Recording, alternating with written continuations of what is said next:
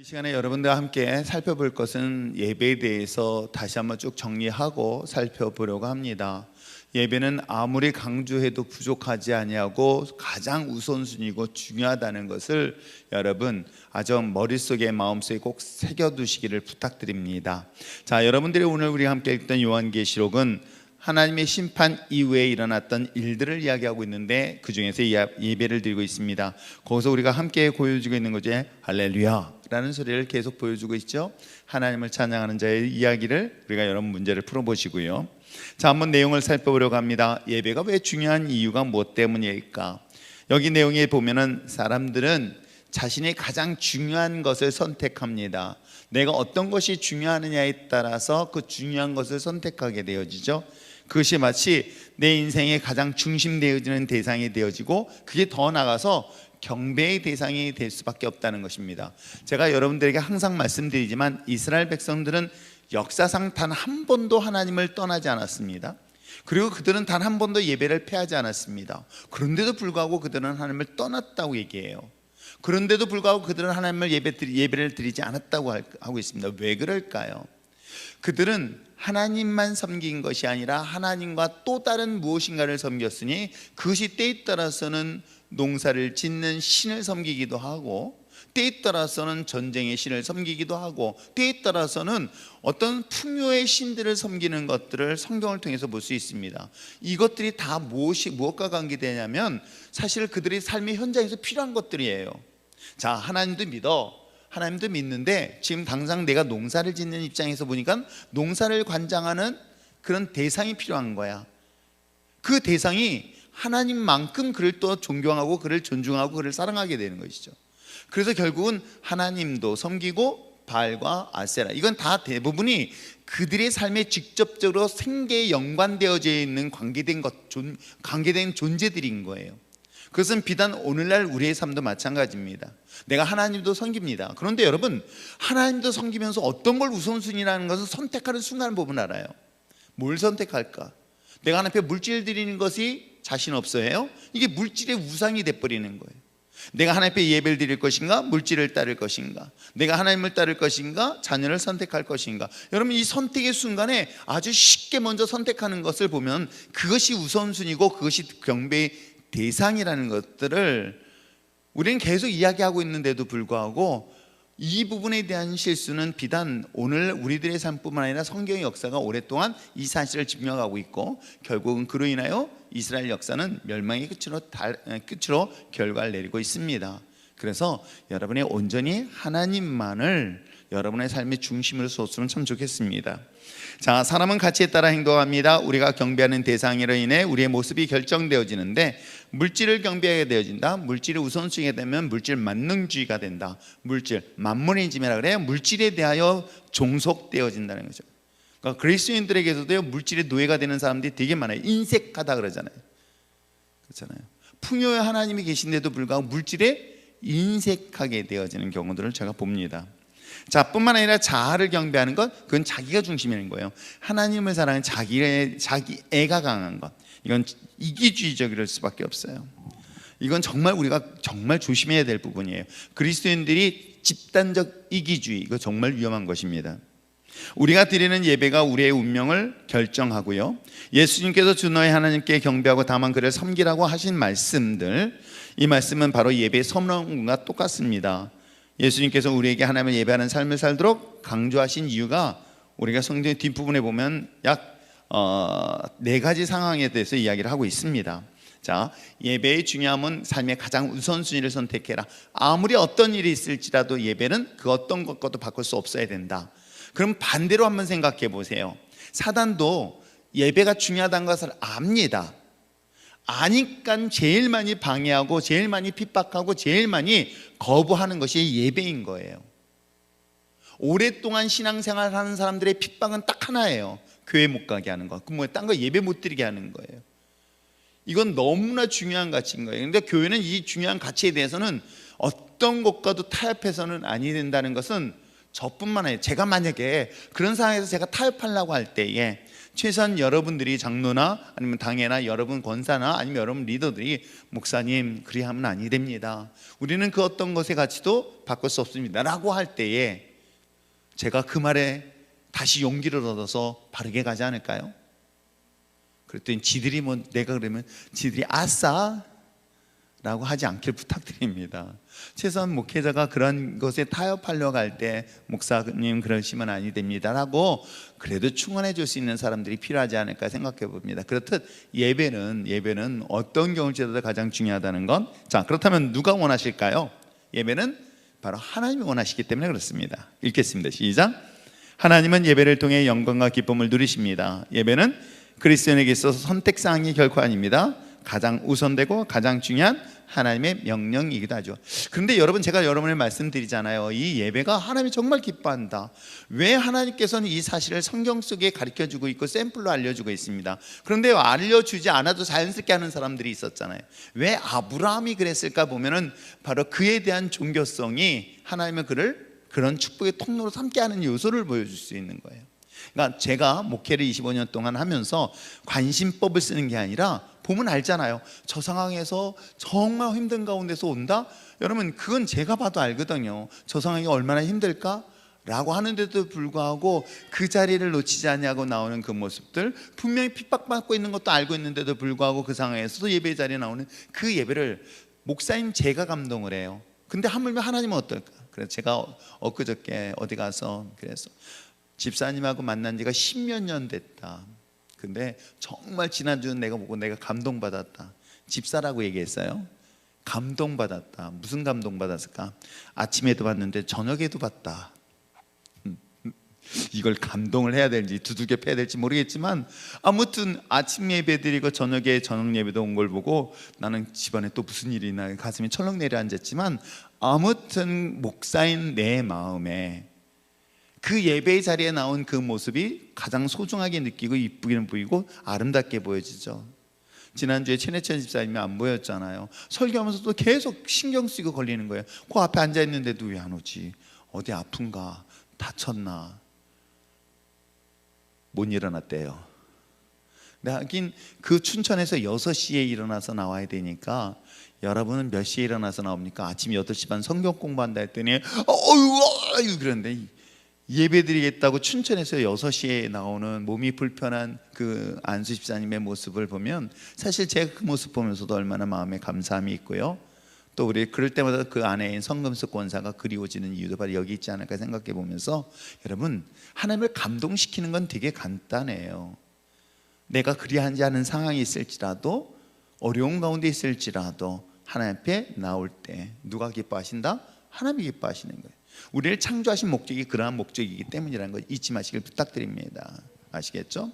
그러니까 예배는 내가 편한 게 아니에요. 내가 불편하더라도 하나님 앞에 드려지는 것, 이것을 우선순위에 둘 수 있는 여러분 됐으면 참 좋겠습니다. 또 하나 있습니다. 바로 뭘 창조된 목적이다? 우리를 만든 창조 목적인 거예요. 우리를 만든 목적인 거예요. 한번 읽겠습니다. 시작. 인간이 호흡하며 사는 이유는 하나님을 예배하기 위함입니다. 우리는 우리 자신을 위해 창조된 존재가 아닙니다. 하나님의 영광을 위해 지음을 받았습니다. 인간의 구원, 행복도 예배를 통해 실현될 수 있습니다. 하나님을 예배하여 그분을 영원하게 하는 것은 인간 창조의 목적이고 인간만이 가지고 있는 특권이기도 하다. 그것을 아브라함은 누가 지시하지 않았잖아요. 누가 말하지도 않았잖아요. 가르쳐주지 않았는데도 불구하고 그가 약속한 가나안 땅에 제일 먼저 도착하자마자 뭐 했다? 단을 쌓았다. 그러니까 여러분, 성경을 보면 성경 속에 등장하고 있는 많은 사람들의 성공과 실패, 그리고 지혜로움과 어리석음, 이런 사례들을 보면서 그 지혜로움을 선택하는 것이 여러분의 인생의 지혜를 얻을 수 있다 없다? 있다. 잊지 마시길 바랍니다. 자, 인간이 창조한 목적, 우리를 만든 목적 또한 바로 하나님의 예배를 위해서 우리를 만드셨다. 잊지 마시길 바랍니다. 자, 세 번째 뭐예요? 이게 바로 교회 사명이기도 합니다. 한번 읽어보겠습니다. 시작.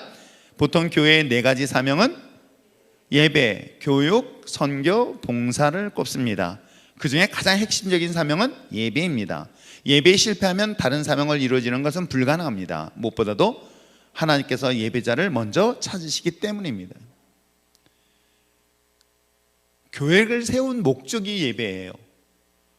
그런데 어느 순간부턴가 예배가 점점 폐하여지고 있어요.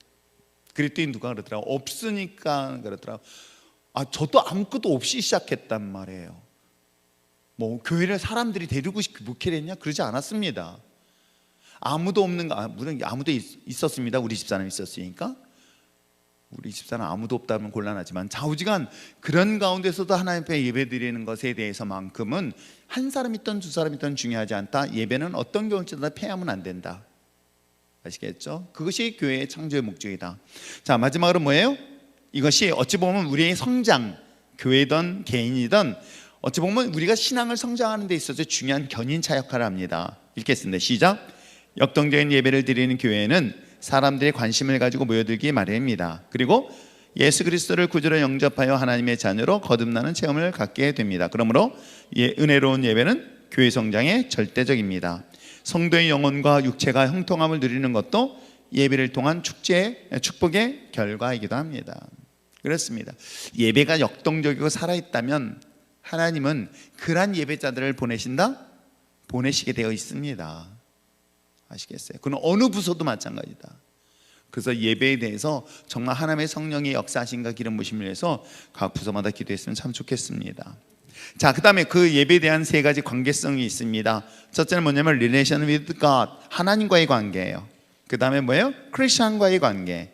그 다음에 세계의 관계, 이웃과의 관계를 얘기하는 거겠죠. 자, 예배에 대해서 하나님과 관계 한번 읽어보겠습니다. 시작. 예배는 하나님과의 관계를 회복하는 장입니다. 참된 예배는 하나님의 주권을 인정하며 그분 앞에 무릎을 꿇는 예배입니다. 하나님과의 최상의 관계를 유지하기 위해 하나님께 대한 감사, 자신의 죄에 대한 회개가 넘쳐나는 예배입니다. 그래서 어떻게 보면 예배는 에덴 동산에서 아담아 어디 있느냐라고 했었을 때에 숨거나 피하거나 감추지 않냐고 주님 앞에 나올 수 있는 그 자리, 그렇죠? 저는 인간이 가지고 있는 죄의 특징 중에, 죄가 가지고 있는 것 중에 하나가 선악을 알게 한 나무 실과를 먹었기 때문에 죄를 졌다고 생각하지는 않아요. 인간이 죄를 지을 것을 하나님은 아셨을 거예요. 분명히 선악을 알게 한 나무 실과를 먹을 걸 아셨습니다. 몰랐다면 하나님이 아니에요. 그래서 하나님은 이것에 대한 해독제를 준비한 거 아세요? 어디요? 뭐가 있었습니까? 선악을 위한 나무 실과 옆에 포도나무 있어요. 뭐가 있어요? 에? 샤인머스키? 아니, 신랑한테 화낼 때 한 목소리로 문정숙 권사. 화내지? 뭐예요? 생명나무가 있잖아요. 저는 제가 성경을 보면서 하나님께서는 에덴 동산에 선악을 한 나무 실과가 있어. 그런데 이 선악을 나무 알게 실과가 뭐냐면 뭐라고 얘기했냐면 먹으면 반드시 죽는다라고 얘기했어요. 근데 죽는 나무와 동시에 그 옆에 또 뭐가 있어요? 생명나무가 있어요. 그러면 하나님께서는 이걸 먹고 만약에 먹었을 때, 먹는다를 알았습니다. 그랬을 때 바로 생명나무, 즉 해독제를 먹으면 아담과 하와는 살아날 수 있었을까? 라고 저는 생각을 해보는 거예요. 물론 뭐 제가 가서 물어볼 거예요. 제가 먼저 가면은 하나님 앞에 그렇게 맞습니까? 맞아. 그러면 야, 잘했다, 내가 옛날에 잘했구나 이럴지 모르니까 잘못 가르쳤다면 혼나야 되겠고, 아무튼 그런 생각을 해봤습니다. 그런데 결정적인 잘못이 뭔지 아세요? 예배가 끊어진 거예요. 왜냐하면 예배는 하나님과의 릴레이션십이에요. 하나님과 관계. 여러분, 그건 우리 신앙생활을 보면 정말 잘 알아요. 내가 영적으로 충만한 상태에 있으면요, 개떡 같은 설교도 은혜가 철철 넘치더라. 내가 시험 들고요, 내가 상처받고 있으면요, 그 은혜로운 설교도 꼿꼿이 잡아서 이 말하니 왜 날 위해서 이딴 소리가 제가 옛날에 보니까 그랬어요. 진짜로 그래요. 내가 하나님의 은혜에 충만한 상태면 무슨 설교라고 어떤 말을 하고 누가 얘기를 해도 상관없어. 하나님의 은혜가 이 모든 것들을 받아들일 수 있는 준비가 되는. 근데 내가 은혜가 없어지고 은혜의 시험이 들고 나니까요, 그거 한마디 해도 나도 모르게 상한 감정이 생기더라는 거예요. 여러분, 그렇잖아요. 이런 감정들이 들어올 수 있는 거. 그러니까 우리 자신의 문제가 굉장히 많이 있습니다. 자, 이랬었을 때 하나님께서 원하시는 게 뭘까? 그럴 때 제일 먼저 우리는 어떤 걸 보여요? 하나님과의 예배가 멀어져요. 그렇지 않나요? 저는 지금까지 시험 들어가지고 예배 더 열심히 나온 사람 봤으면 제가 그 이상 목사를 세우든지 둘 중에 하나 세울지도 모르겠어요. 진짜 힘들고 어려운데 시험 들어가 막 낙심되어 있는데도 정말 더 열심히 앞에 나와가지고 그냥 가만히 있고 순일 씨밖에 없네. 목사님 말에 상처받았는데도 그래 저건 내 지난주에 그래서 아 그렇구나 그래야지. 여러분 쉽지가 않단 말이에요. 그런데 그렇게 그것에 대한 예배 자리에 나와야 되는데 어때요? 놀랍게도 그 예배 자리를 피하게 된다. 그게 에덴 동산에서 항상 하나님과 함께 있었던 그 자체의 삶이 예배였던 건데 뭐예요? 선악을 향한 나무 실과를 먹었더니 뭐예요? 그들이 숨었어요. 아세요? 하나님의 낯을 피했어요. 그리고 하나님이 그를 불러서 물어보잖아요. 이때 변명하지 아니하고 하나님 하면서 관계가 회복되었다면 하나님 용서해 주세요 라고 한마디만 했으면 하나님은 그 즉시 무엇을 먹였을까? 상상해 보는 거예요. 진짜인지 아닌지 또 그렇다고 해서 우리 목사님 그렇게 했대 그럼 곤란해요. 그냥 그렇게 혼자서 상상해 보는 거야. 그랬을 땐 하나님은 좋으신 분이야. 그래 너 했으니까 너 죽어 그럴 뿐은 난 아니라고 믿어요. 왜요? 왜냐면 성경에는 하나님 몇 번까지 용서해 준다 그랬어? 기억도 안 나죠? 몇 번이요? 70번씩 7번을 용서해 준다 그랬어요. 예수님이 그렇게 하라 그랬잖아요. 그럼 하나님이 그렇게 해주셨을 거예요. 그럼 한 번 했으니까 바로 용서하지 않았을까요? 전 용서하실 하나님이라고 준비하셨던 거예요. 그런데 아담과 하와는 변명하기에 그리고 탓하기에 난 잘못 없어 이것을 당신이 만든 이 여자 때문에 잘못인 거야. 그러니까 그 모든 탓을 하나님에 돌리죠. 이것이 가지고 있는 특징인 거예요. 그러니까 예배는 내가 하나님과 멀어지는 특징들이 갖고 있어요. 그래서 결국은 인간은 선악을 위한 나무 실과를 먹었던 것보다 더 중요한 것은 그가 하나님을 찾았을 때 하나님을 거부했던 이 사건, 그것이 우리들의 신앙도 똑같지 않을까 생각해 봅니다. 그래서 예배는 나와 누구의 관계다? 하나님과 관계를 회복하는 것이다. 잊지 마시길 부탁드립니다. 자, 두 번째는 뭐예요? Relation with Christian. 그러니까 우리가 성도들과의 관계예요. 예배는 한번 읽어보겠습니다. 시작. 예배는 또한 성도들 간의 관계를 회복하는 통로입니다. 서로에 대한 사랑과 교제가 넘쳐나는 예배가 되어야 합니다. 바람직한 예배는 하나님과의 수적 관계뿐만 아니라 교회 각 지체들 간의 수평적 관계도 중요하게 생각하는 예배입니다. 하나님은 그리스도의 각 지체들이 교회 내에서 서로 온전한 관계를 유지하기를 바라십니다. 그러니까 우리가 신앙생활 할 때는요, 제가 이렇게 보면서 안타까운 거는 혼자 하나님과의 관계는 좋은데 사람과의 관계를 별로 안 좋아한다? 성격상이다? 여러분, 하나님이 기뻐 안 하십니다. 하나님이 정말 가장 이상적인 것은 하나님과 관계만큼 이웃과의 관계, 성도의 릴레이션십은 되게 중요한 문제인 거예요. 그래서 서로 섬기고 나누고, 물론 그런 가운데서 상처받는 일이 있습니까? 있습니다. 그런데 여러분, 우리의 싸움은 혈과 육에 대한 싸움이 아니라 공중곳에 잡은 악한 영과의 싸움이라는 것을 기억하신다면 누구를 통해서 역사해요? 사람을 통해서 역사합니다. 그러니까 그 사람이 사단이 아니라 그 사람을 마귀가 사용하는 것뿐이에요. 그러면 우리 그 사람을 조종하고 있는 마귀를 생각해야 되지, 이거 피해자잖아요. 어떻게 보면 그 피해자를 또다시 공격의 대상으로 삼지는 마십시오. 이럴 때 왜 저렇게 말을 했어? 제발 그딴 말 하지 마. 저한테 제발 그런 말 하지 마. 저한테 혼납니다. 어떻게 목사님 그렇게 말할 수 있어요? 그렇게 말할 수 있지. 너도 그런데. 지도 그러면서 왜 남들한테는 그러면 안 된다고 생각해요? 그럴 때 상대방이 나한테 안 좋은 말을 했다? 목사님이 어떻게 그런 말을 할 수 있어요? 그럴 때 그 분노하려고 하는 그 순간 이게 마귀가 주는 생각이구나, 사단이 주는 생각이구나 하고 어떻게 하면 돼요? 예수님의 이름을 명하노니 나에게 생각을 주는 악한 영아 떠나가라 하면 되는 거예요. 이걸 그냥 품으면 누가 되는 거예요? 가룟 유다가 되는 거예요. 왜? 가룟 유다도 예수를 팔 생각을 옆에 있는 철수가 영미가 줬어요. 아니에요. 사단이 그에게 예수를 팔 생각을 준단 말이에요. 그럼 팔려고 하는 생각은 우리에게도 똑같이 공격할 수 있다 없다? 있어요. 그럼 어떻게 하면 돼요? 거절. 그걸 뭐라 그러죠? 반사 하면 되잖아요. 이런 영적 싸움을 잘 감당할 수 있는 여러분 됐으면 참 좋겠는데, 그런데도 꼭 그런 데다 빠져있어 허부적거리면 어떻게 될지는 저도 잘 모르겠네. 아무튼 그런 관계 때문에 예배라는 것은 내가 하나님과의 관계만큼 중요한 것은 사랑과의 관계다. 그래서 소그룹 모임이 중요한 것도 바로 그런 이유 때문인 거예요. 근데 소그룹의 모임이 제가 생각하는 그 가장 이상적인 소그룹 모임은 뭐다? 하나의 말씀을 나누는 관계다. 그렇죠? 말씀의 은혜를 더 깊이 할 수 있는 관계, 말씀을 적용할 수 있는 그런 관계, 그런 소그룹의 모임이 됐으면 참 좋겠다 생각을 합니다. 자, 마지막으로는 이웃과의 관계인 거예요. 자, 한번 읽어보겠습니다. 시작. 나아가 예배는 하나님과 불신자의 관계를 회복하는 기회입니다. 힘이 있는 예배는 복음의 흡입력에 의해 불신자가 끊임없이 몰려드는 예배입니다. 인도된 불신자들이 자신의 죄를 회개하고 하나님의 자녀가 되는 천국잔치를 벌리는 예배입니다. 저는 이제 종말의 때를 한번 살펴보겠습니다. 마지막 때가 점점 다가오고 있을 때에 마지막 극성스러운 사단은 주 공격의 대상이 교회예요. 교회를 왜 공격할까 생각했더니 불신자들로 하여금 교회에 대한 불신을 갖게 만드는 방법이 제일 좋은 방법인 거예요. 그러니까 이렇게 하면 되는 거죠. 과거의 초대교회는 핍박을 했습니다.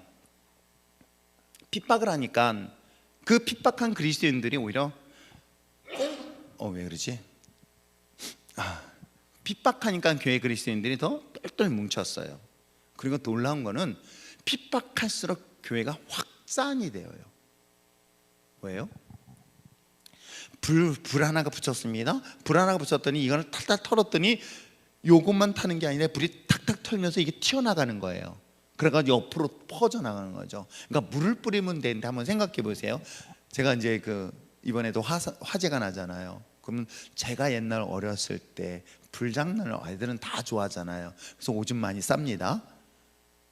근데 이게 불장난하는데 옛날에는 이렇게 집에 보면 뒤에 보면은 뭐 혹시 가시나 모르겠어요. 까만 종이 그렇게 지붕에 쓰는 종이가 있어요. 그게 보면 이렇게 불을 붙이면 까만 게 기름이 뚝뚝 떨어져요. 그리고 그 위엔 서울에서는 구할 수 없는 볏짚이 있었어요. 왜 볏짚이 있었냐면 저희 어머님이 제가 너무 약하고 여리여리하고 애가 너무 그냥 건강이 안 좋아서 우리 어머니께서는 닭을 몇 마리를 가져와서 이제 닭을 삶으려 했는데 이게 몇 마리 산 게 새끼를 낳고 막 그래가지고 갑자기 막 집이 부흥을 한 거예요. 근데 우리 어머니는 참 그런 달란트가 있어요. 우리 어머니 손은 산손이다. 그래서 뭐든지 잡으면 다 살려요. 어떤 딸은 집이 개집이 되어요. 개가 한 10대 마리가 있기도 하고. 아무튼 처음에는 몇 마리 병아리를 사다 놨는데 나중에는 집이 닭장이 된 거예요. 그 닭장에다가 어머니가 어떻게 했어요? 그 볕다리를 막 깔아놓고 막 하잖아요. 그러니까 난 심심하니까 어떻게 해요? 불을 성냥에다 탁 켜가지고 탁 켰어요. 쫙 올라가요. 탁 쳐서 껐어요. 그 다음에 다시 한번 탁 켜서 쫙 올라가서 탁 껐어요. 이때까지만 타이밍을 잘 맞춰서 잘했어. 근데 한번 딱 했는데 갑자기 축 올라가더라고. 딱 쳤는데 뭐예요? 이러면 불똥이 안으로 쑥 들어간 거예요. 그러면 어떻게 해요? 볕단에 확 붙어버린 거예요. 와, 한순간에 집이 불이 타는데 그 바람에 닭들이 다 구워 먹어서 통닭이 됐어요. 집은 다행히 안 탔는데 그때 제가 하나님 정말 많이 기도했어요. 그래서 저는 하나님이 기도하면 다 들어주신다. 하나님, 다시는 내가 불장난 안 할게요. 한 번만 꺼주세요.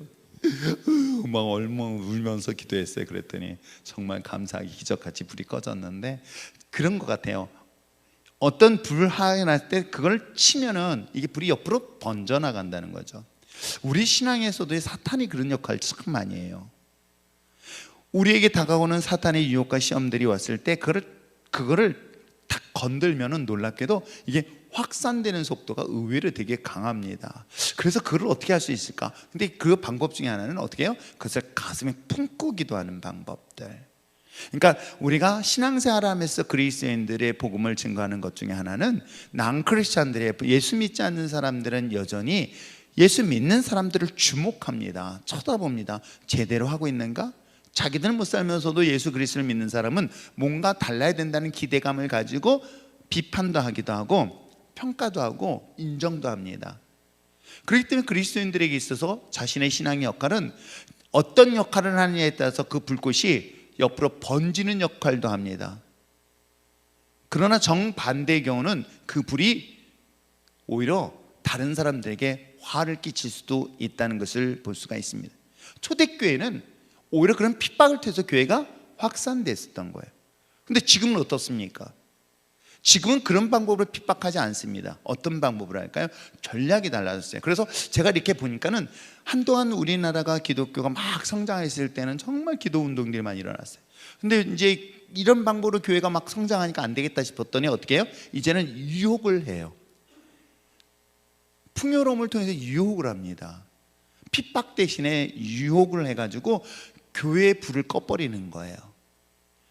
근데 요즘은 어떻게 합니까? 교회 자체에 대해서 뭘 심어줘요? 불신을 심어주는 거예요. 부정을 심어주는 거죠. 그래서 난크리스찬들조차도 교회에 대해서 굉장히 거부감을 갖게 만드는 그런 전략을 쓰고 있는 것 또한 사실이기도 합니다. 심지어는 우리 그리스도인들조차도 그래요. 그리스도인들조차도 참 이 코로나 상황인데 어떻게 예배드릴 수 있어? 우리 목회자들 모임에서도 이게 양분되어져 있어요. 아세요? 지금 이런 상황에서 어떻게 예배드릴 수 있냐라고 하면서 정부 지침에 따라야 되겠다는 그런 목회자의 모습과 아니 그럼에도 불구하고 예배드려야 되겠다는 그룹은 사실 굉장히 극단적으로 나눠졌던 것도 한 사실이기도 합니다. 그렇기 때문에 그런 문제 가지고 목회자들끼리 논쟁을 잘 안 하려고 그래요. 왜냐하면 이게 굉장히 갈등적 요소를 가져다 주고 있기 때문에 그래요. 근데 문제는 뭐냐면 그로 인해서 뭐예요? 교회를 더욱더 불신시킨다는 것이죠. 저는 그분이 한 그 교회는 어떨까 참 궁금해져요. 전 예배가 사람들의 생명을 죽일 수 있다고 한다면 그 예배는 드리지 말아야 된다라고 하는 어떤 목사의 이야기, 그걸 또 많은 사람들이 칭찬해요. 야 정말 맞아, 그 말이 맞아. 근데 예배가 누구 사람을 죽일까요? 예배는 사람을 생명을 살리는 곳이에요. 아시겠습니까? 그런데 오늘날 그럴듯한 말로 인해서 교회의 부정적인 요소를 가져다 주어서 하나님과 관계를 깨뜨리게 만드는 것이 어떻게 보면 예배를 통해서 이 불신자의 관계를 더욱더 소원하게 만드는 요소를 가져다 주지 않았을까 생각을 해봅니다. 아마 진아 신랑도 그것 때문에 되게 많이 핍박을 했었죠? 아닌가? 그래가지고 이제 뭐 교회에 대해서 막 그런 예배에 대한 이야기를 계속 합니다. 우리 그리스도인들이 그런 가운데서 뭐 논쟁을 할 필요는 없어요. 그렇다 해서 대적할 필요는 없습니다.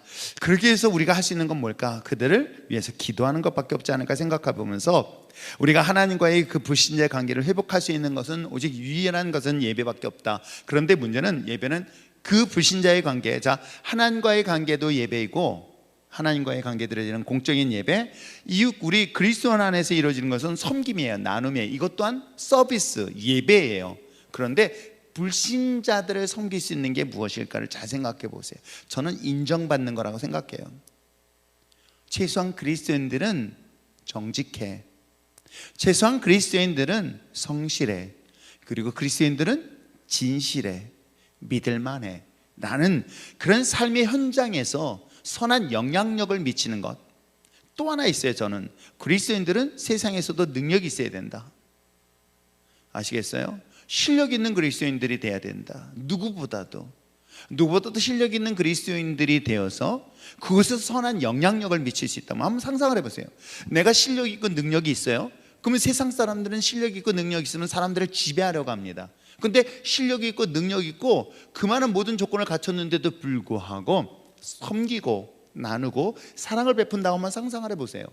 그런 사람들이 탑 리더가 돼서 세상을 선한 길로 이끌어간다고 한번 생각해 보세요. 아니 우리나라는 그런 사례들을 많이 보지 못하지만 실질적으로 미국의 많은 좋은 크리스찬들은요, 선한 크리스찬들의 기업들은 그 역할들을 해요.